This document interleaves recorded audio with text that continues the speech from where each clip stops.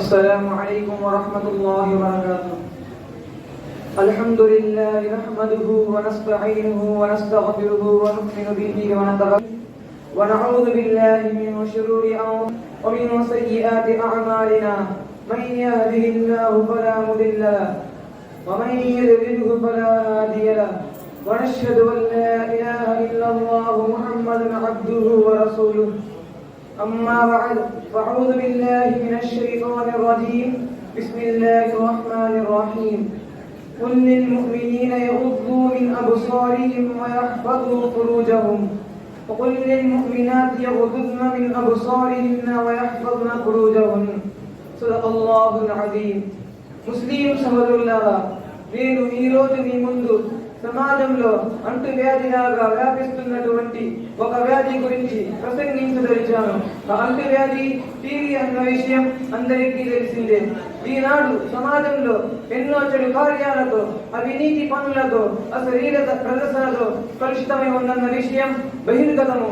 అందులో దైవ భీతి నశించడం, తల్లిదండ్రులను హింసించడం, బంధుత్వాలను తెంచుకోవడం, పొరుగింటి వారిని కష్టపెట్టడం, బలహీనతపై దౌర్జన్యం చేయడం, వ్యభిచారానికి పాల్పడడం, సారాయి త్రాగడం, దొంగతనాలు చేయడం, హత్యలు చేయడం వంటి ఎన్నో ఘోరమైన ఇస్లాం సిద్ధ కార్యాలు తలపెట్టడం ఈనాడు ముస్లిం సమాజంలో కూడా సహజమైపోయాయి. అయితే ఇన్ని చెడు కార్యాలు ఎలా వ్యాపించాయి? ఎవరైనా ఈ ఘోర పాపాలు చేయమని ప్రోత్సహిస్తున్నారా అని ప్రశ్నిస్తే చివరికి జవాబు దొరికింది ఒక్కటే: ఇది టీవీ మరియు స్మార్ట్ ఫోన్ల ఘనకార్యము. వార్తలు, వింతలు, విశేషాలు అనే సాగుతో ఇంట్లో చేరిన ఈ టీవీ చివరికి అశ్లీలత కార్యక్రమాలు మరియు సినిమాలకే పరిమితమైపోయింది అనడంలో ఎటువంటి సందేహం లేదు. ఈనాడు ఈ టీవీ వల్ల చిన్న పిల్లల బాల్యాలు, యువకుల యవ్వనాలు, స్త్రీల మర్యాదలు, పురుషుల గౌరవాలు, వృద్ధుల వృద్ధాప్యాలు మంటగలిసిపోయాయి. వయస్సుతో ఘోరమైన పాపాలు చేయడం వంటి ఎన్నో ఆశ్చర్యకరమైన, బాధాకరమైన వార్తలు రోజు మనం వింటూనే ఉన్నాము. ఖాజా ముహమ్మద్ ఇస్లాం గారి మాటలు సత్యవాణిలాగా ముస్లిం సమాజాన్ని మేలుకొల్పుతుంది. టీవీ, మ్యూజిక్ మరియు సినిమా పాటలపై మైమరిచే స్త్రీల కడుపుల నుండి టిప్పు సుల్తాన్, ఔరంగజేబ్, హాసిం నాన్వత్తి, తారిక్ బిన్ జియాద్ మరియు వంటి మహనీయులు జన్మించలేరు. ఇటువంటి స్త్రీల కడుపుల నుండి పాపాత్ములు, చెడు కార్యాలు చేసేవారే పుడతారు.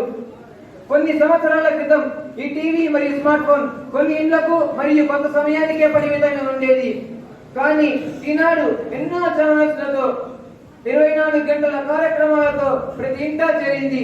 ఓనా మిత్రులారా, ఒక్కసారి ఆలోచించండి.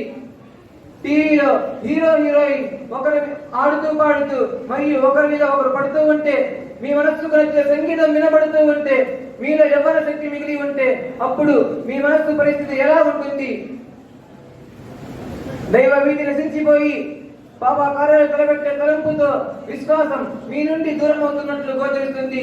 ఒకవేళ ఇదే పరిస్థితిలో మరణం వస్తే అప్పుడు మీ మనస్సు పరిస్థితి ఎలా ఉంటుంది? దీనికన్నా ఘోరం ఏమిటంటే, టీవీలో చెడు దృశ్యాలు ప్రసారం అవుతూ ఉంటే టీవీ ముందు నుండి తండ్రి కూతురు, తల్లి కొడుకు, అక్క తమ్ముడు, అన్న చెల్లి, మామ కోడలు, అత్త అల్లుడు అందరూ కలిసి కుటుంబ సమేతంగా ఇటువంటి దృశ్యాలు చూస్తూ ఉంటే ఇలాంటి పవిత్ర బంధాలు నిలుస్తాయా? ముమ్మాటికి నిలవవు. వార్తాపత్రికల్లో వచ్చే సంఘటనలే దీనికి ప్రత్యేక సాక్ష్యాలు. అల్లాహ్ మనందరినీ ఈ టీవీ బారి నుండి రక్షించుగాక. ఆమీన్. వా ఆఖిరు దఅవానా అల్హమ్దులిల్లాహి రబ్బిల్ ఆలమీన్.